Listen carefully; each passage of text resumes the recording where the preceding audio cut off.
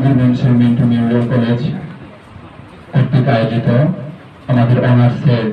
Final ইয়ারের বিদায় সংবর্ধনা 2025 অনুষ্ঠানে উপস্থিত আছেন আমাদের কলেজের সম্মানিত অধ্যক্ষ মহোদয়,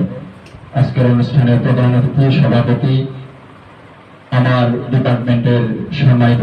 প্রভাষক বৃন্দ, আমার সহপাঠী, আমার বড় ভাই বোনেরা, সকলের প্রতি আমার সালাম। আসসালামু আলাইকুম। আজকের এই বিশেষ মুহূর্তে আমি একজন ছোট্ট মানুষ এই মঞ্চে দু চারটি কথা বলার জন্য যাকে সুযোগ করে দিয়েছেন তার জন্য আপনাদেরকে অভিনন্দন ও শুভেচ্ছা, এবং আমি এখানে কথা বলতে পেরে নিজেকে খুবই গর্বিত বোধ করছি। আমি এই বিদ্যালয়ের বিশ্ববিদ্যালয়ের প্রথম বর্ষের ছাত্র, সুতরাং আমার বড় ভাই বোনদের সাথে আজকে যারা বিদায় দিতে আসছে তাদের সাথে বেশি দিন চলাফেরা পরামর্শ নেওয়ার সুযোগ হয়নি, তবে যতদিন নিয়েছি তা আমাকে দিয়েছে দিক নির্দেশনামূলক, কোনটা ভালো হবে কোনটা খারাপ হবে, আর আগামীতে কোন ভাবে চললে আমি ভালো করতে পারবো, কিভাবে করলে আমি খারাপ করতে পারবো, খারাপ হবে,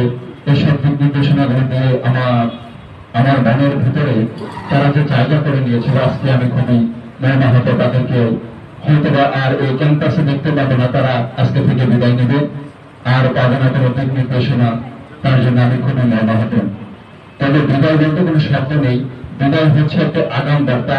আগামী ভবিষ্যতে কোনো কিছু যে তৈরি হবে, নতুন কোনো পরিবেশ সৃষ্টি হবে, তার আগাম বার্তার নামে হচ্ছে একটি বিদায়। সুতরাং হয়তোবা তাদেরকে আমরা ক্যাম্পাসে পাবো না, কিন্তু বড় ভাই হিসাবে তারা থাকবে আমার স্মৃতিতে। সুতরাং কোন অন্য কোনো পরিবেশে যদি তাদেরকে পাই, অবশ্যই তাদের কাছ থেকে দিক নির্দেশনামূলক কোন বাণী শুনে নেব, যাতে আমরা ভবিষ্যতে আরো ভালো করতে পারি। আমরা দোয়া করবো আমার বড় ভাইয়েরা যেন আগামী যে পরীক্ষা আছে ওই পরীক্ষার মাধ্যমে উত্তীর্ণ হয়ে নতুন কোন পরিবেশে যায় তারা তাদের ভবিষ্যৎকে সাফল্যমণ্ডিত করতে পারে, এবং আমার বিশ্ববিদ্যালয়কে তারা একটি সুনামের শিখরে অর্জিত করতে পারে, এবং আমরা যেন সুনাম অর্জিত হয়ে আমরা অনেক সুউচ্চ মুখে বলতে পারি আমার বড় ভাইয়েদের কাছ থেকে শিখেছি, আমরাও যেন